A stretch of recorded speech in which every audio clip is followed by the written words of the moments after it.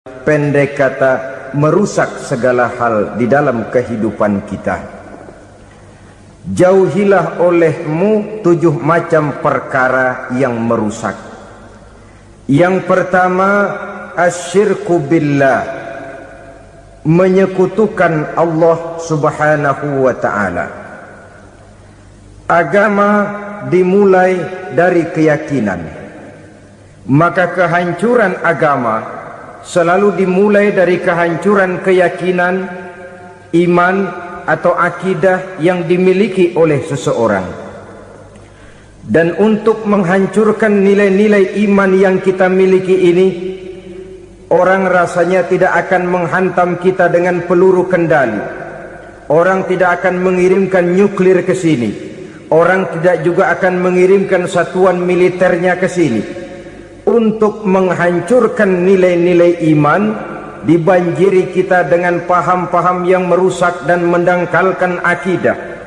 Baik ia bernama materialisme, baik ia bernama sekularisme, baik ia bernama banjirnya maksiat dan munkarat, baik ia bernama banjirnya peradaban dan kebudayaan yang menghancurkan moral daripada anak-anak kita, sedikit demi sedikit melenturkan dan melunturkan nilai-nilai keimanan kita, untuk kemudian pada waktunya nilai iman itu akan bertukar dan berganti menjadi nilai syirik kepada Allah subhanahu wa ta'ala. Atau pada sisi lain, menjadikan yang selain Allah sebagai tujuan akhir daripada kehidupan kita. Sedangkan kita sama-sama maklum bahwa di dalam pandangan agama Islam, dosa yang tidak berampun, dosa yang terbesar, termasuk dalam kategori bapak moyangnya dosa, tidak lain adalah syirik, yakni menyekutukan Allah subhanahu wa ta'ala. Pola penghancuran iman ini memang berstrategi. Ditawarkan kita kepada paham materialisme, paham kebendaan, di mana otak menempati urutan sebagai ranking pertama, Tuhan jatuh pada urutan kedua. Lalu menyusul kepada paham sekularisme, Allah dipisahkan dari seluruh kegiatan hidup ini, untuk pada gilirannya menjadikan yang selain Allah sebagai tujuan akhir daripada seluruh kegiatan hidup kita. Oleh karenanya, kewajiban menjaga nilai-nilai iman ini merupakan kewajiban yang mulia tetapi berat, tidak hanya untuk kita, tetapi juga bagaimana mewariskannya kepada anak-anak kita, generasi yang akan datang. Orang-orang tua bijaksana yang diceritakan di dalam Al-Quran, kalau sudah berpikir tentang anak-anaknya, pertanyaan yang paling mereka risaukan ialah, ma ta'buduna min ba'di. Anakku, kalau pada satu saat aku, ayahmu sudah tidak ada lagi di dunia ini, meninggalkan kamu semua, ma ta'buduna min ba'di, apa yang akan kamu sembah nak? Jikalau sekarang ayahmu masih mau ke masjid, masih mau melakukan rukuk dan sujud, masih beribadah menyembah Allah subhanahu wa ta'ala, kalau orang tuamu sudah tidak ada, ma ta'buduna min ba'di, masihkah engkau mau datang ke masjid? Masihkah engkau mau rukuk dan sujud? Masihkah engkau mau menyembah Allah subhanahu wa ta'ala? Pertanyaan ini yang dipikirkan oleh Nabi Yakub kepada putra-putranya. Pertanyaan ini yang diteruskan oleh Nabi Ibrahim kepada anak-anaknya. Pertanyaan ini yang diwariskan oleh generasi ulama salafus saleh kepada para generasi berikutnya. Bagaimana kita generasi sekarang?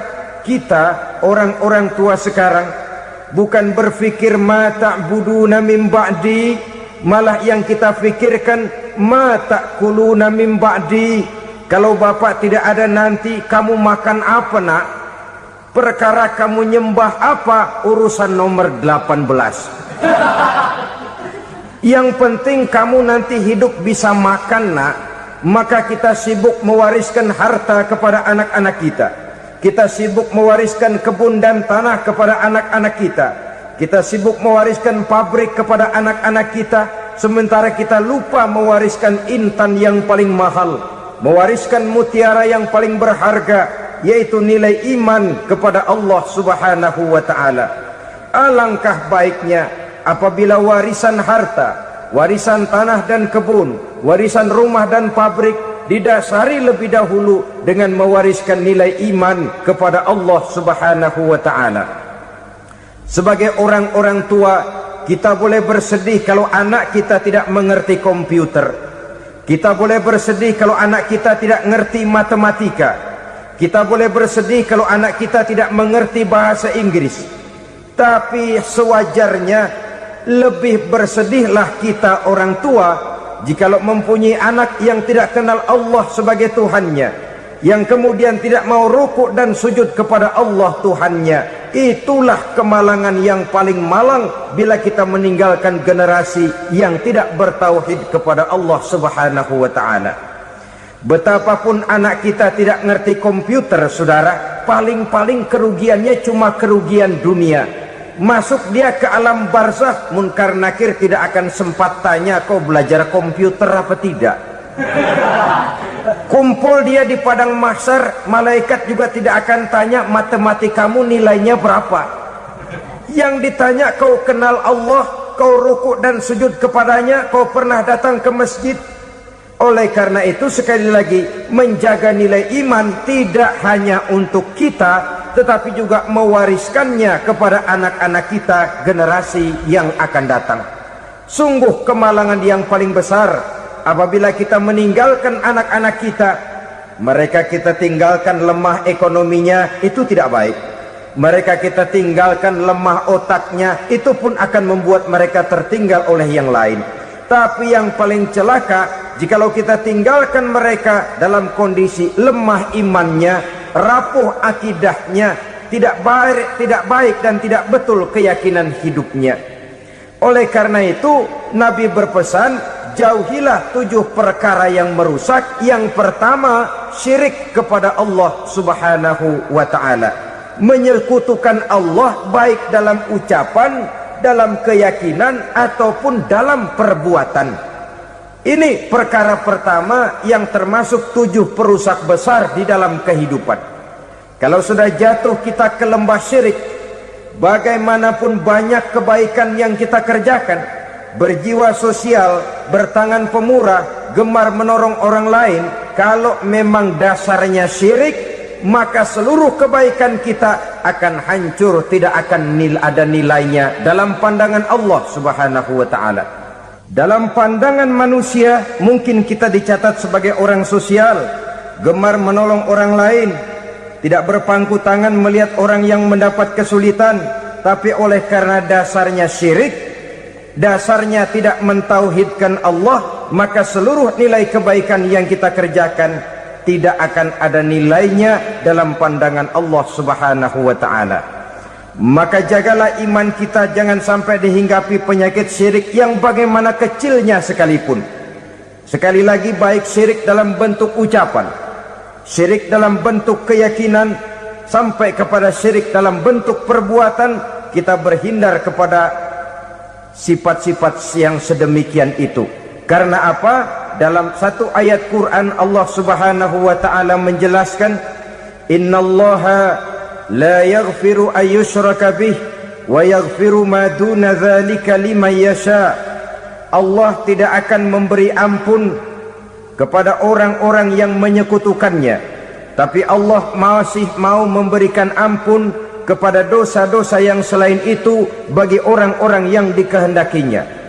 Dosa selain syirik, apabila kita bertaubat, Allah masih mau mengampuni. Tapi kalau sudah jatuh ke tempat syirik, itu sudah dosa yang tidak berampun. Taubatnya tidak lain melepas syirik, kembali kepada tauhid, berkeyakinan bahwa hanya ada Allah Subhanahu wa ta'ala, Tuhan satu-satunya, yang lam yalid walam yulad walam yakul lahu kufuwan ahad. Tidak beranak, tidak pula diperanakkan, dan tidak satupun yang dapat menyerupai Tuhan Allah Subhanahu wa ta'ala. Saudara-saudara kaum muslimin rahimakumullah, bahwa kita di zaman sekarang memang tidak menyembah berhala, ya. Bahwa kita tidak berterang-terangan mengatakan Tuhan lebih dari satu, memang. Bahwa kita tidak berkeyakinan Tuhan itu punya anak atau diperanakkan, tentu. Tapi dalam perbuatan dan i'tiqad kita kadang-kadang jatuh tanpa kita sadari ke tempat yang bernama syirik ini. Oleh karenanya, di zaman di mana teknologi makin canggih, di mana kemajuan pembangunan makin menjangkau berbagai aspek kehidupan, diperlukan keseimbangan antara kemajuan fisik material dengan kemajuan mental spiritual. Apabila tidak ada keseimbangan yang terwujud, tentulah kepincangan yang diawali dengan pincangnya cara kita berpikir, sehingga pada akhirnya akan mengarah kepada pincangnya cara kita berbuat dan bertindak di dalam kehidupan kita. Oleh karena itu Nabi berpesan, jauhilah sifat syirik, karena syirik merupakan dosa yang teramat besar. Ini sifat merusak yang pertama. Yang kedua, kata Nabi, wasihra, jauhilah sihir. Sihir ini juga termasuk perkara yang merusak kehidupan. Kita semua sama-sama maklum bahwa sihir sebenarnya bukan persoalan baru. Sejak sebelum datang Islam, sihir itu sudah ada. Di zaman Yunani kuno, sihir ada. Di zaman Mesir kuno, di zaman Cina kuno, dan yang lain-lain yang serba kuno, sihir itu sudah ada. Bahkan para nabi pun, para rasul yang diutus oleh Allah Subhanahu wa ta'ala, senantiasa berhadapan dengan ahli-ahli sihir untuk menguji kebenaran dari misi yang mereka bawa. Sihir adalah perbuatan di luar kebiasaan yang bisa dikerjakan oleh ahlinya dengan bantuan jin atau setan. Hukum mempelajari sihir adalah haram, mengamalkannya lebih haram lagi. Sebab itu saudara-saudara, sihir merupakan perbuatan merusak yang harus kita jauhi. Ciri-ciri daripada perbuatan sihir, pertama, ia mengandung tipuan, bayangan khayal. Di zaman Nabi Musa misalnya, orang melihat tambang-tambang itu seperti ular. Nabi Musa melayangkan tongkatnya menjadi ular-ular besar yang memakan ular-ular kecil ciptaan tukang-tukang sihir Fir'aun tadi. Lalu sihir bisa terjadi dengan bantuan jin kafir atau setan. Kemudian ciri yang ketiga, sifatnya halus dan tersembunyi. Taruh kata ada seorang ahli sihir yang mempergunakan ayat-ayat Quran sebagai jompa-jampe, sebagai baca-bacaan, itu cuma sekedar kedok.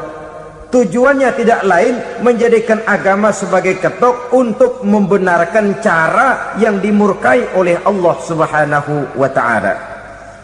Satu hadis yang diriwayatkan oleh Imam Bazar dan Tabrani, Nabi berpesan, laisa minna man tatayyara lahu au takahhana au tukuhhina lahu au sahira lahu. Tidak termasuk ke dalam golonganku, kata Nabi, tidak termasuk umatku. Siapa mereka? Man tatayyara lahu, orang yang bertatoyur. Apa tatoyur itu? Dari kalimat toyaro, artinya terbang. Toir biasa diartikan dengan burung. Tatoyaro percaya kepada suara-suara burung. Man tatoyaro lahu, mempercayai, meyakini dengan benar-benar kepada suara beburungan. Kan suka ada itu, nah bunyi burung tuh, maling liwat. Maling liwat. Burung bunyi, maling liwat.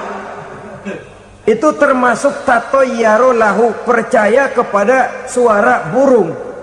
Kan aneh kalau suara orang nggak dipercaya, suara burung malah dipercaya. Ada ustadz ceramah, kiai ngaji, nggak mau didengerin. Burung dengerin benar. Nah, suaranya dari sebelah mana? Belah kulon. Nah, itu tandanya anu. Habis dihitung-hitung, itu termasuk tatoyaro lahu, au takahana, atau bertenung, au tukuhina, atau minta ditenungkan, au sahirolahu, atau melakukan perbuatan sihir, atau minta disihirkan. Laisa minna, tidak termasuk ke dalam golonganku, kata Nabi. Sehingga dengan demikian saudara-saudara, menghadapi sihir dengan sihir sekalipun termasuk perbuatan yang tidak diajarkan oleh agama. Kita kan mempelajari sihir untuk jaga diri, tidak apa-apa. Yang dilarang mengamalkannya, dilarang juga mempelajarinya. Sebab orang kalau sudah mengetahui, biasanya lalu terangsang untuk mencoba. Kalau percobaannya berhasil, biasanya terangsang untuk coba lagi dan coba lagi. Pada akhirnya ketagihan, lalu beralih menjadi profesi, apalagi itu nanti bisa mendatangkan hasil uang. Saudara-saudara kaum muslimin rahimakumullah, kita manusia makhluk nyata, kita hidup di alam nyata, terikat oleh sunnatullah, kausaliti. Oleh karenanya bagi kita keyakinan yang penuh, keikhlasan di dalam bertuhankan Allah, penyerahan diri sepenuhnya hanya kepadanya, itu sudah merupakan obat penangkal yang sangat ampuh agar kita tidak terkena penyakit-penyakit yang dibuat oleh setan dan para pembantunya. Sehingga beberapa ayat Quran mengajarkan, misalnya a'udzu bikalimatillahi tammati min syarri ma khalaq, atau bismillazi la yadurru ma'asmihi syai'un fil ardi wala fis sama, dengan menyebut nama Allah yang tidak bisa mendatangkan bahaya sedikit pun, dari baik yang datang dari langit maupun yang datang dari bumi.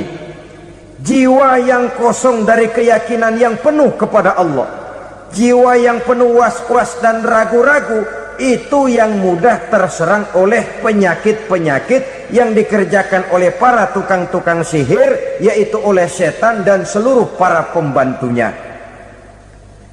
Kemudian hadis kedua yang diriwayatkan oleh Imam Ibnu Hibban, Nabi bersabda, la yadkhulul jannata mudminu khamrin wala mu'minu bisihrin wala qati'u rahmin.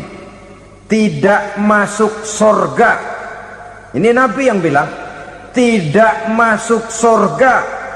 Siapa itu? Pertama, mudminu khamrin, orang yang berkekalan dalam mabuk. Selalu mudminun itu sudah menjadi perbuatan rutinnya, tidak kapok-kapoknya, teler seumur hidup. Mudminu khamrin, tidak masuk surga orang yang selalu bermabuk-mabukan. Yang kedua, wala mu'minu bisihrin, orang mukmin tapi main sihir. Ini juga oleh Nabi diperingatkan, tidak akan masuk surga orang mukmin tapi suka main sihir. Wala qati'u rahmin, dan tidak juga orang yang memutuskan silaturahmi. Tiga macam manusia yang diperingatkan Nabi tidak akan masuk surga: orang yang selalu mabuk, orang mukmin yang main sihir, dan orang yang memutuskan silaturahmi. Saudara-saudara kaum muslimin rahimakumullah, lalu orang berkata, kenapa dilarang kita bersihir? Padahal Rasul sendiri kan punya mukjizat. Nah, kita memang harus membedakan antara mukjizat dengan sihir. Dalam kehidupan agama kita kenal ada yang namanya mukjizat, ada yang namanya karomah atau keramat biasa diucapkan, ada yang namanya maunah, ada yang namanya irhas, ada juga yang namanya sihir. Kesemuanya ini berbeda, saudara-saudara. Yang dinamakan mukjizat itu khusus untuk para rasul saja. Satu kejadian luar biasa yang terjadi dilakukan oleh Rasul atas izin dari Allah Subhanahu wa ta'ala. Perbedaannya dengan sihir jelas. Sihir dari setan, mukjizat dari Allah. Sihir bisa dipelajari, mukjizat tidak.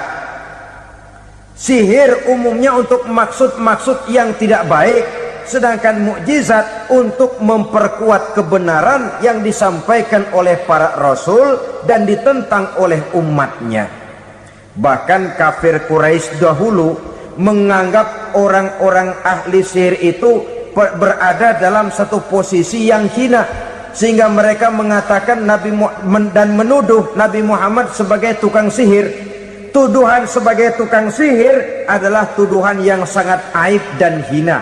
Di tengah masyarakat kufar jahiliyah, kedudukan tukang sihir dipandang sebagai kedudukan yang hina, sehingga mereka mengejek Nabi dengan sebutan tukang sihir.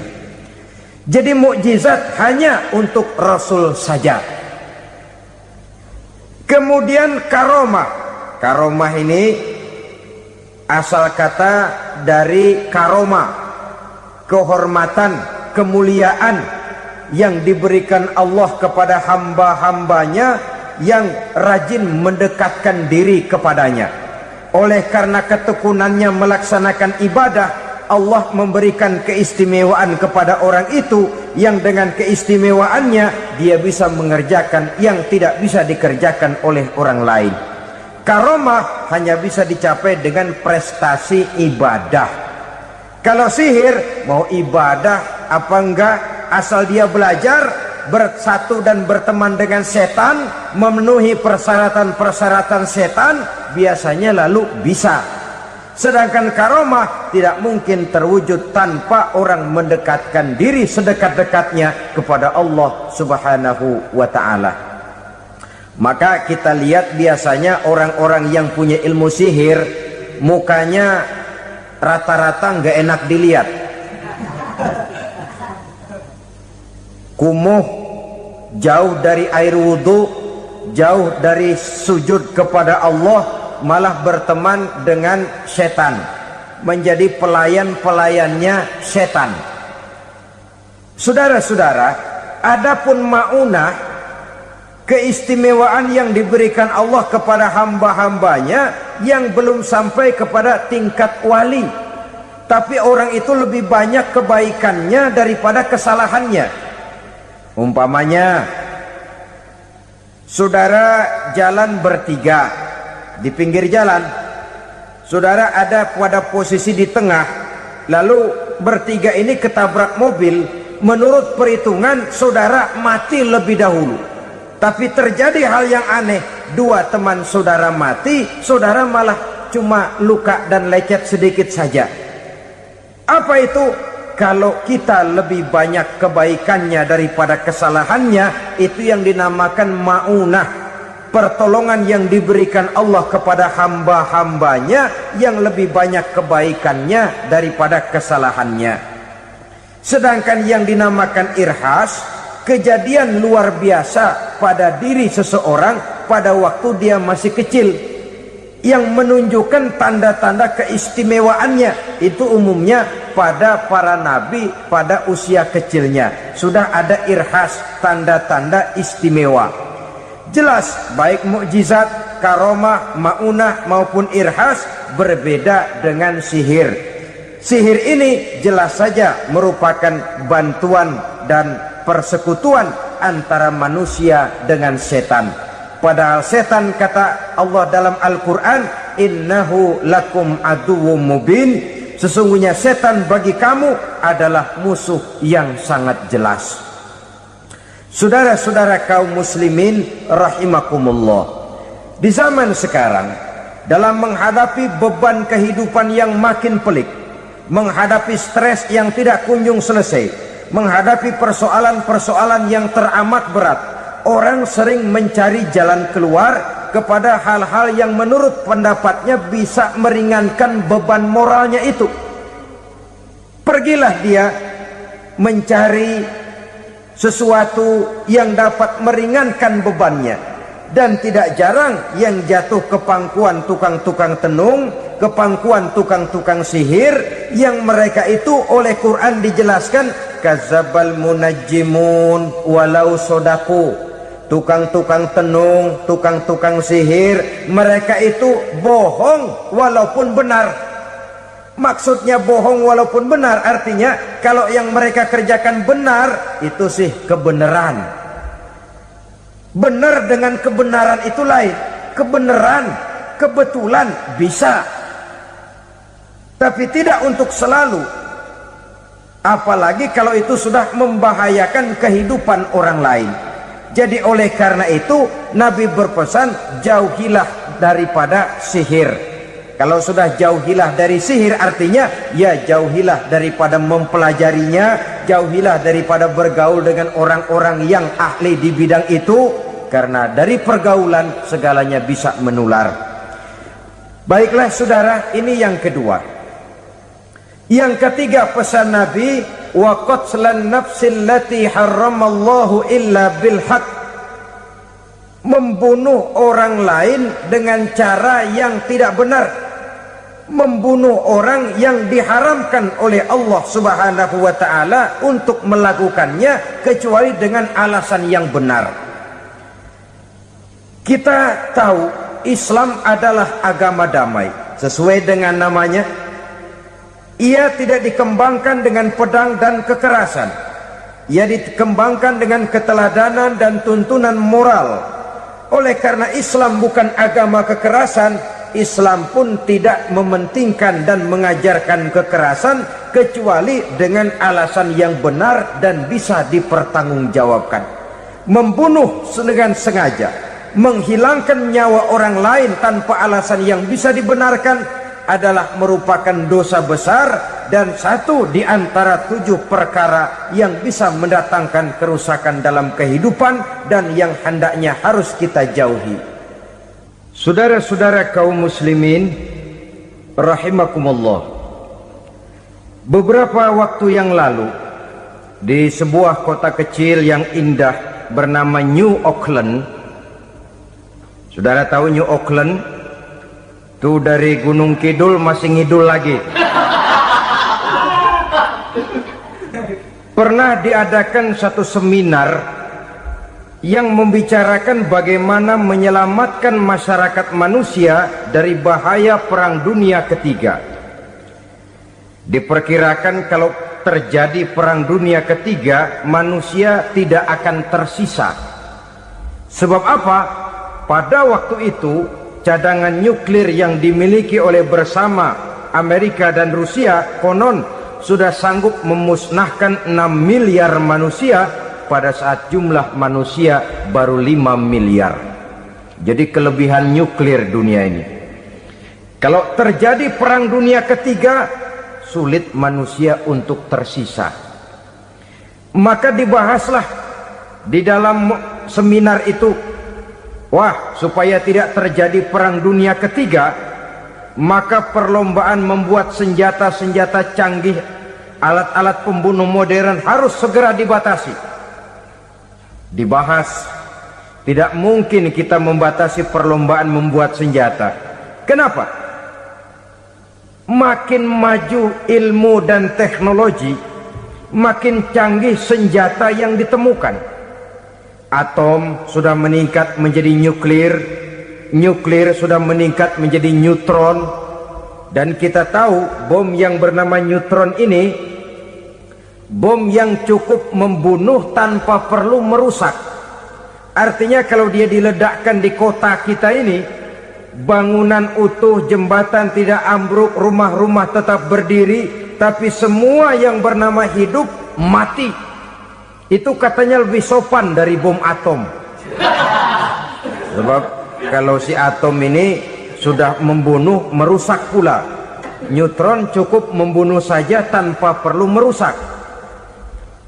Jadi majunya senjata-senjata teknologi sebagai akibat yang logis dari kemajuan ilmu pengetahuan ini tidak bisa kita batasi.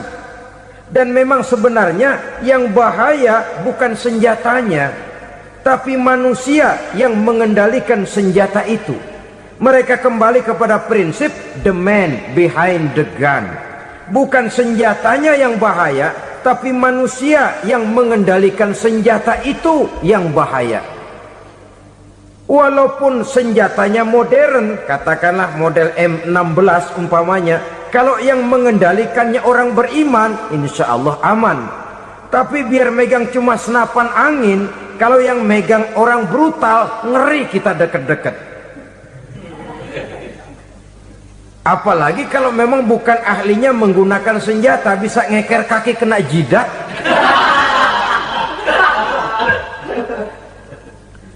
Mereka kembali kepada prinsip lama yang tetap baru.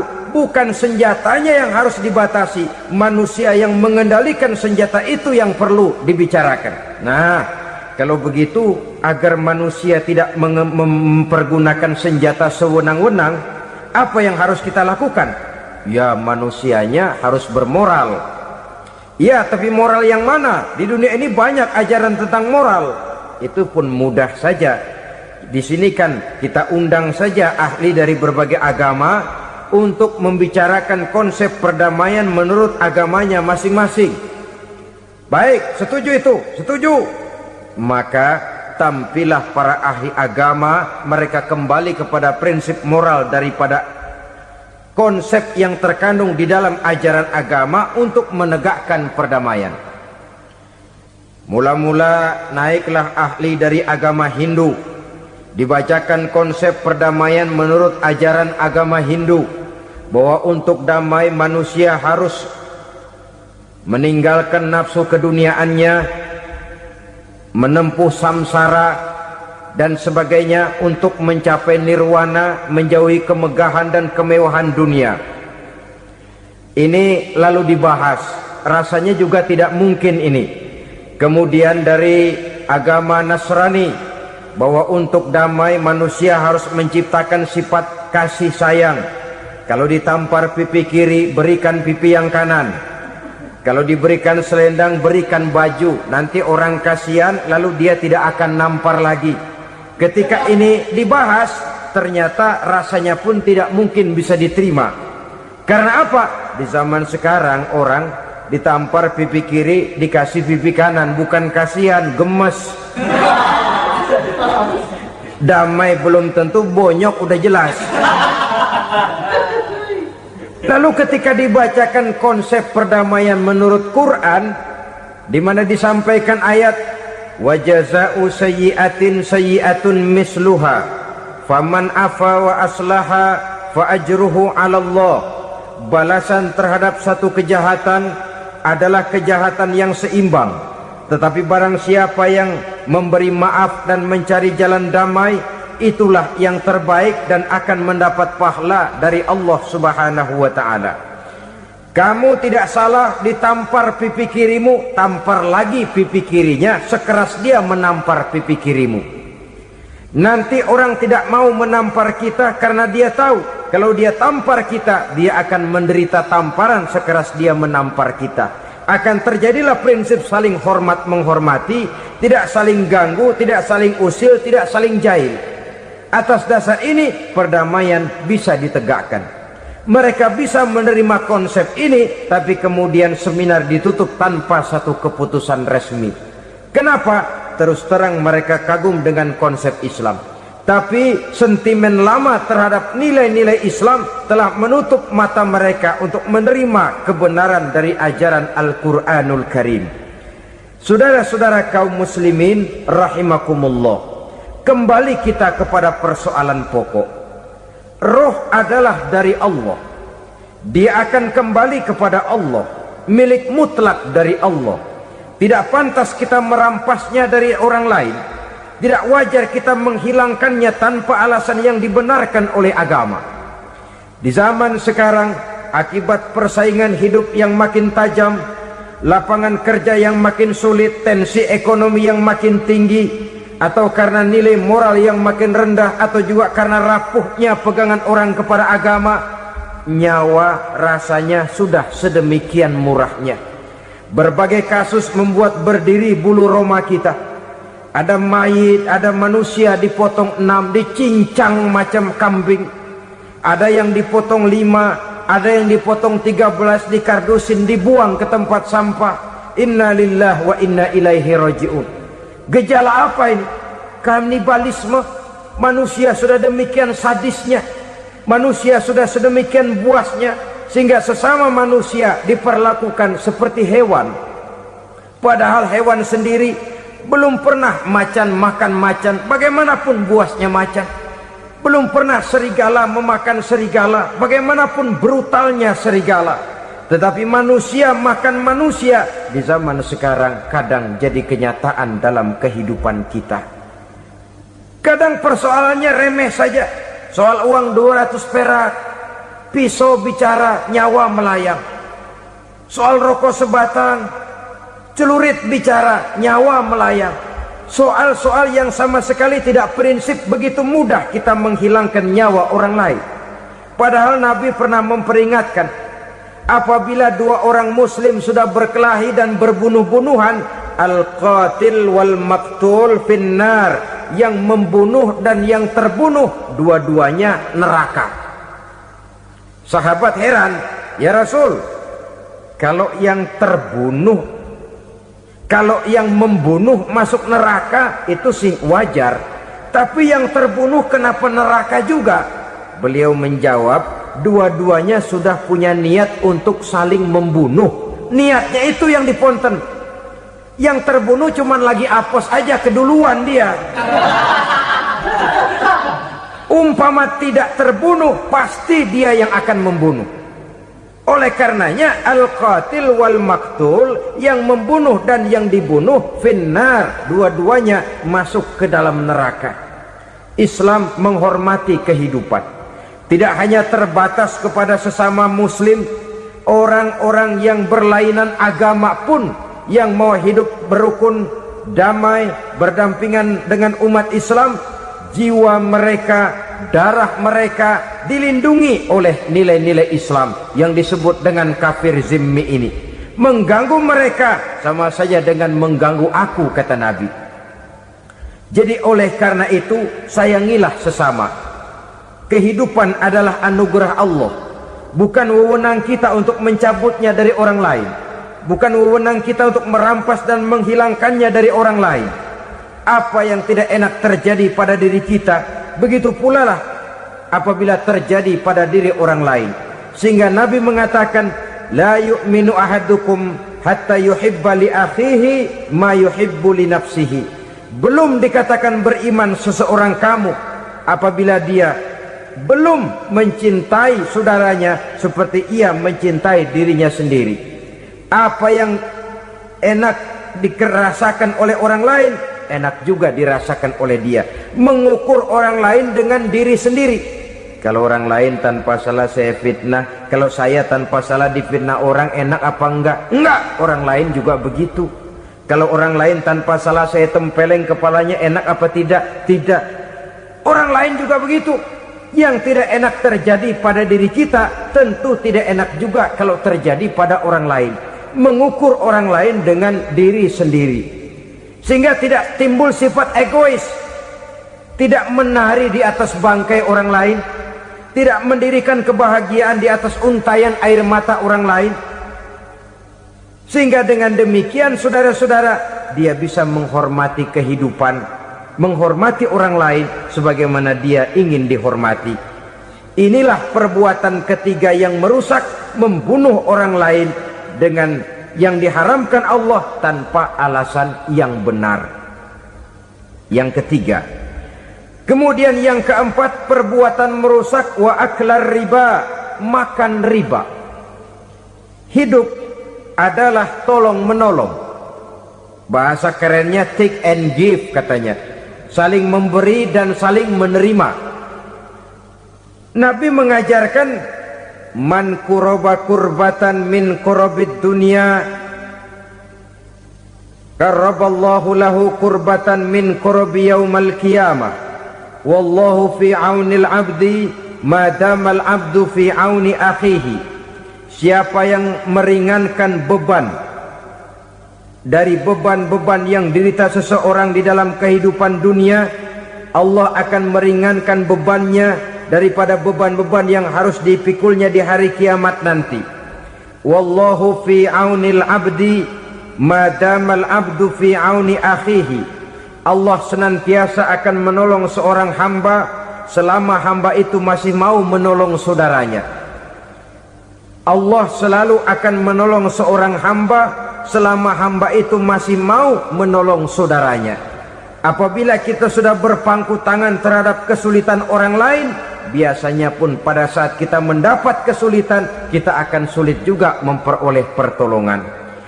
Nah, riba alias renten, kedoknya adalah menolong orang, tapi sama juga bulu buntutnya dilepas, palanya dicekek.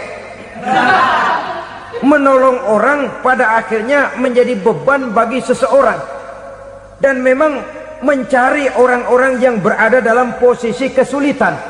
Biasanya di daerah-daerah di mana musim paceklik, jadi lapangan kerja sulit, sedangkan urusan perut tidak bisa ditunda, akhirnya orang terjebak ke dalam rentenir, ke dalam riba, ke dalam renten, bunga berbunga, sehingga satu saat jumlah bunganya bisa lebih besar dari jumlah pinjaman pokoknya. Kemudian kalau juga ternyata tidak bisa dibayar, rumah jadi taruhan. Memang rumah satu-satunya, begitu rumah ditarik mulain camping. Bukankah pada akhirnya akan mewariskan kesengsaraan? Oleh karena itu, kepada kita berusahalah jangan berhubungan dengan rentenir, jangan makan renten dan riba. Kepada mereka yang melaksanakan riba, walaupun mendatangkan keuntungan materi, tapi percayalah, harta yang didapat dengan jalan riba tidak akan membawa keberkahan. Manakala tidak membawa keberkahan, dia tidak akan mendatangkan ketenangan di dalam kehidupan kita. Oleh karenanya, memakan harta riba termasuk perbuatan yang merusak sendi-sendi kehidupan sosial, merusak kehidupan orang lain, merusak kehidupan masyarakat, tetangga, pergaulan, dan sebagainya. Yang kelima, wa akla malil yatim, memakan harta anak yatim dengan cara yang zalim. Nih, memang lezat. Anak yatim itu nggak tahu urusan apa-apa, kita diamanahkan untuk mengurusinya. Kadang-kadang dibentuklah panitia penyantunan yatim piatu. Yatimnya mah tetap kelaparan, panitianya yang pada gendut.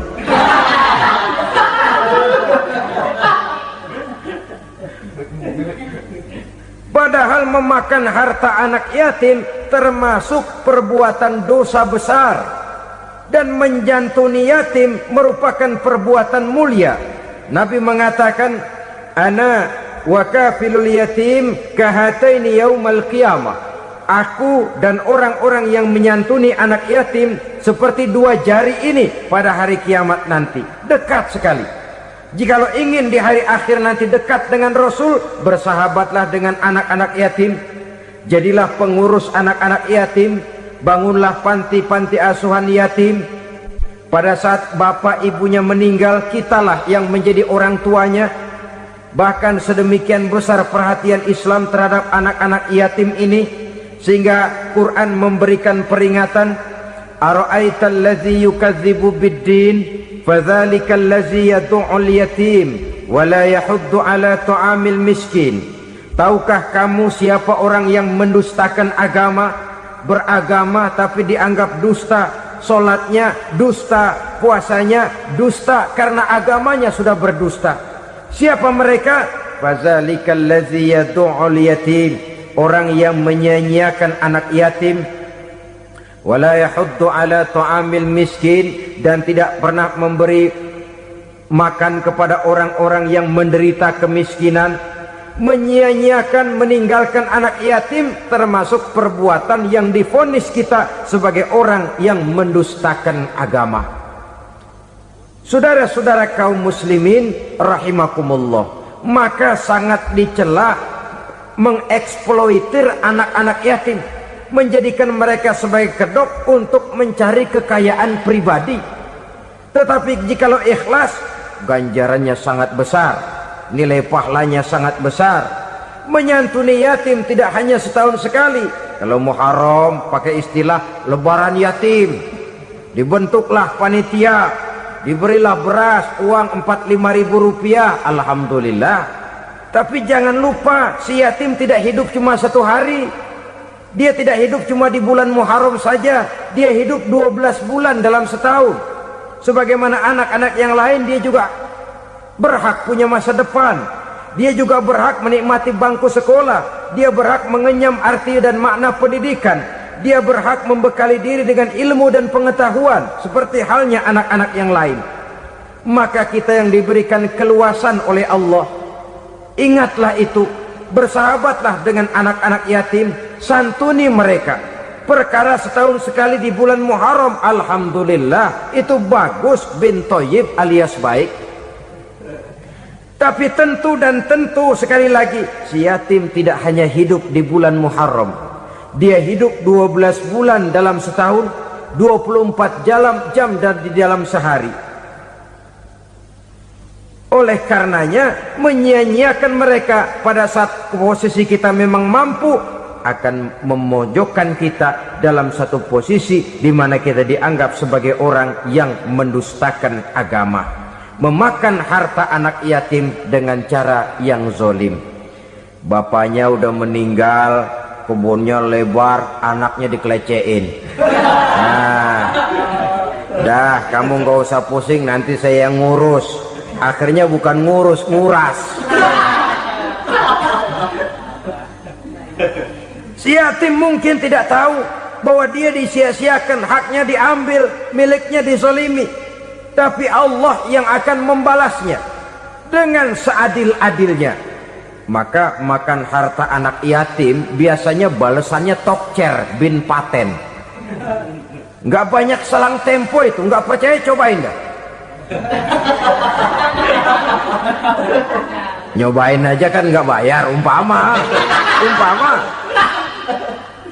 memakan harta anak yatim dengan cara yang zolim, ganjarannya biasanya kontan. Kenapa? Ratapan si miskin, untayan air matanya, jeritan kepedihan hatinya, membuka pintu langit, permohonannya diijabah, getaran hatinya didengarkan oleh Allah, maka balasannya biasanya kontan, spontan, tidak menunggu waktu terlalu lama. Itu di dunia, belum lagi di akhirat nanti. Bukankah dalam riwayat Mi'raj diceritakan Nabi melihat di neraka itu orang perutnya sebesar rumah?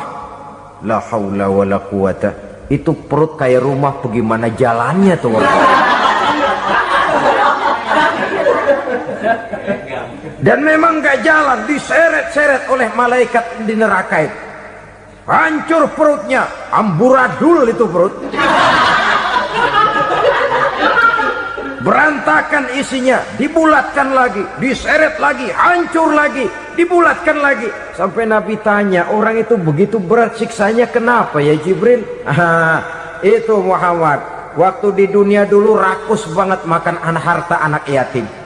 Begitu vonisnya, begitu menyedihkan nasibnya di akhirat.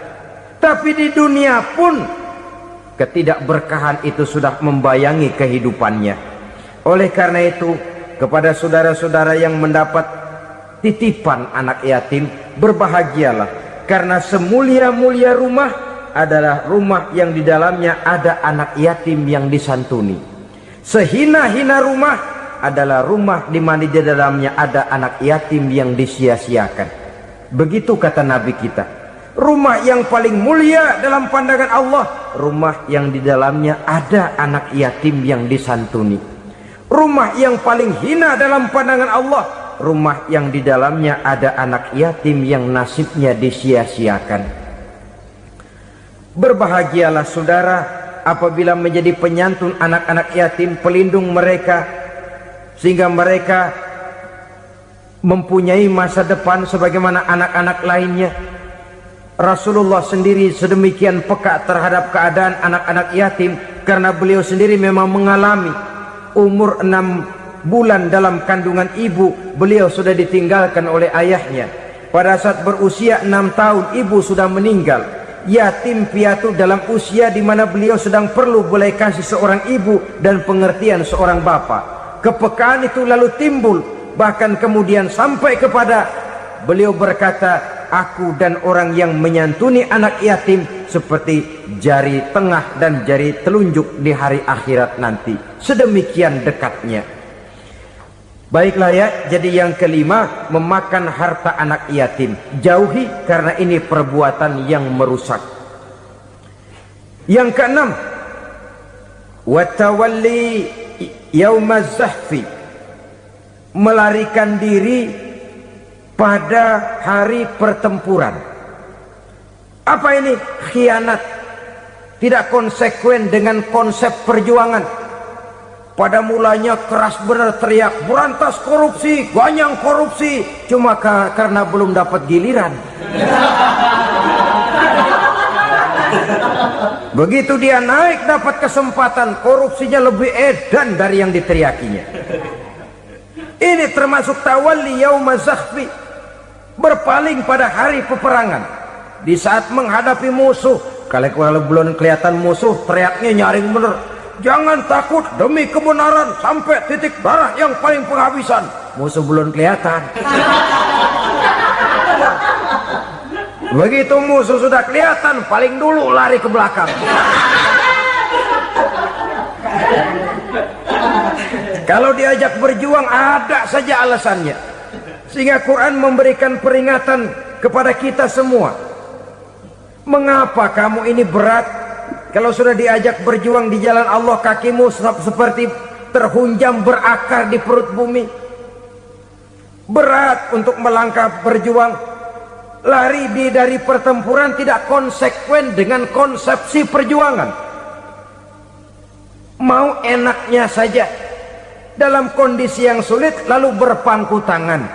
Ini termasuk ciri munafik yang di dalam Al-Quran disindir dengan bahasa kullama adha'a lahum masyaufi wa iza azlama alaihim qamu.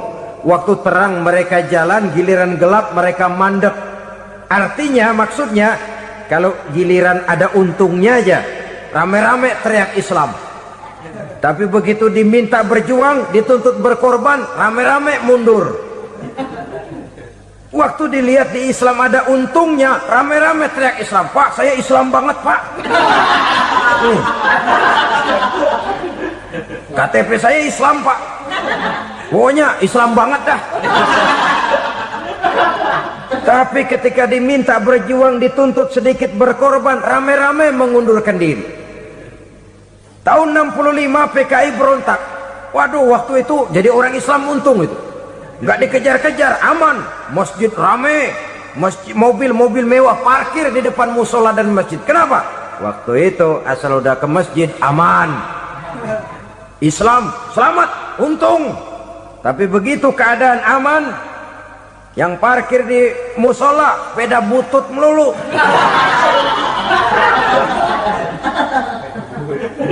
Waktu terang mereka jalan, waktu gelap mereka berhenti. Dikala di Islam ada untungnya, baru wah Islam bagus, Islam hebat. Tapi waktu dilihat ada kerugian, jangan bawa-bawa Islam dah. Jangan bicara soal Islam, ini kan bukan soal agama. Bukan soal agama. La haula wala quwata illa billah. Beragama kita ambil talfik fiddin, mengambil yang enteng-enteng saja dalam urusan beragama ini. Tidak konsekuen kita dengan Islam kita. Seolah kita mau memilih mana yang terasa cocok sama selera kita, kita teriak Islam. Beratan aja dikit, rame-rame berpaling. Itu termasuk tawalli yaumaz zahfi. Para pengkhianat, mental-mental hipokrit yang tidak mau konsekuen menghadapi segala bahaya. Itu termasuk perbuatan yang merusak. Kenapa? Kalau cuma dia saja yang lari, mungkin tidak jadi soal, tapi larinya ini akan mempengaruhi orang lain. Nah, pengaruhnya itu yang dicegah. Sebab kalau satu sudah mulai lari, yang lain mulai ngelirik. Ketika yang dilirik kemudian tidak ada reaksi, dia akan ikut lari. Artinya apa? Seorang muslim harus konsekuen dengan konsep perjuangannya, dengan keyakinan keagamaannya, dan tidak memilih yang enak-enak saja di dalam kehidupan beragama. Lari dari pertempuran, bermental khianat, mengkhianati agama, merupakan satu di antara sifat yang merusak. Terakhir saudara, wa qazfal muhsanatil ghafilatil mu'minat, menuduh perempuan baik-baik yang tidak tahu menau tentang tuduhan yang dituduhkan kepadanya, menuduh perempuan mukmin yang baik-baik yang tidak tahu menau tentang tuduhan yang dilakukan kepadanya. Fitnah lebih bahaya daripada pembunuhan. Orang yang tidak salah bisa hancur namanya, orang yang berniat baik bisa ambruk perjuangannya oleh karena fitnah. Sehingga dikatakan al-fitnatu asyaddu minal qatli, fitnah lebih bahaya daripada pembunuhan. Maka memfitnah ini termasuk satu dosa di antara 7 hal merusak yang harus kita jauhi semampu kita, semampu-mampunya. Mengupayakan sebisa-bisanya jangan sampai terjebak ke dalam hal yang demikian. Nah saudara-saudara, inilah saja pertemuan kali ini.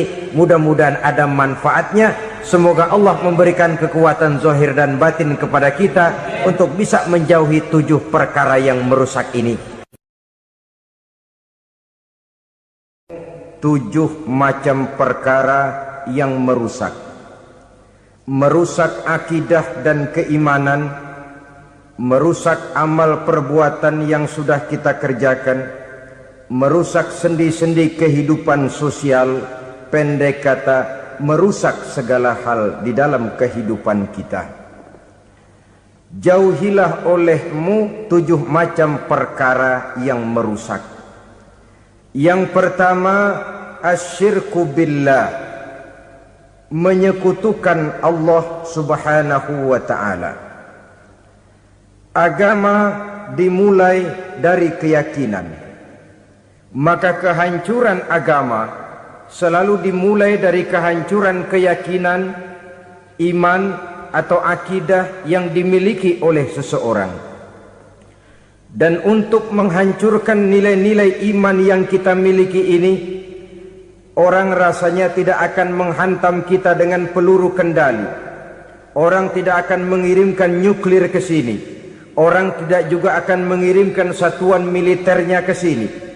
Untuk menghancurkan nilai-nilai iman, dibanjiri kita dengan paham-paham yang merusak dan mendangkalkan akidah. Baik ia bernama materialisme, baik ia bernama sekularisme, baik ia bernama banjirnya maksiat dan munkarat, baik ia bernama banjirnya peradaban dan kebudayaan yang menghancurkan moral daripada anak-anak kita. Sedikit demi sedikit melenturkan dan melunturkan nilai-nilai keimanan kita, untuk kemudian pada waktunya nilai iman itu akan bertukar dan berganti menjadi nilai syirik kepada Allah subhanahu wa ta'ala. Atau pada sisi lain, menjadikan yang selain Allah sebagai tujuan akhir daripada kehidupan kita. Sedangkan kita sama-sama maklum bahwa di dalam pandangan agama Islam, dosa yang tidak berampun, dosa yang terbesar, termasuk dalam kategori bapak moyangnya dosa, tidak lain adalah syirik, yakni menyekutukan Allah subhanahu wa ta'ala. Pola penghancuran iman ini memang berstrategi. Ditawarkan kita kepada paham materialisme, paham kebendaan, di mana otak menempati urutan sebagai ranking pertama, Tuhan jatuh pada urutan kedua. Lalu menyusul kepada paham sekularisme, Allah dipisahkan dari seluruh kegiatan hidup ini, untuk pada gilirannya menjadikan yang selain Allah sebagai tujuan akhir daripada seluruh kegiatan hidup kita. Oleh karenanya, kewajiban menjaga nilai-nilai iman ini merupakan kewajiban yang mulia tetapi berat, tidak hanya untuk kita tetapi juga bagaimana mewariskannya kepada anak-anak kita, generasi yang akan datang. Orang-orang tua bijaksana yang diceritakan di dalam Al-Quran, kalau sudah berpikir tentang anak-anaknya, pertanyaan yang paling mereka risaukan ialah, ma ta'buduna min ba'di. Anakku, kalau pada satu saat aku, ayahmu sudah tidak ada lagi di dunia ini, meninggalkan kamu semua, ma ta'buduna min ba'di, apa yang akan kamu sembah nak? Jikalau sekarang ayahmu masih mau ke masjid, masih mau melakukan rukuk dan sujud, masih beribadah menyembah Allah Subhanahu wa ta'ala, kalau orang tuamu sudah tidak ada, ma ta'buduna min ba'di, masihkah engkau mau datang ke masjid? Masihkah engkau mau rukuk dan sujud? Masihkah engkau mau menyembah Allah Subhanahu wa ta'ala? Pertanyaan ini yang dipikirkan oleh Nabi Yakub kepada putra-putranya. Pertanyaan ini yang diteruskan oleh Nabi Ibrahim kepada anak-anaknya.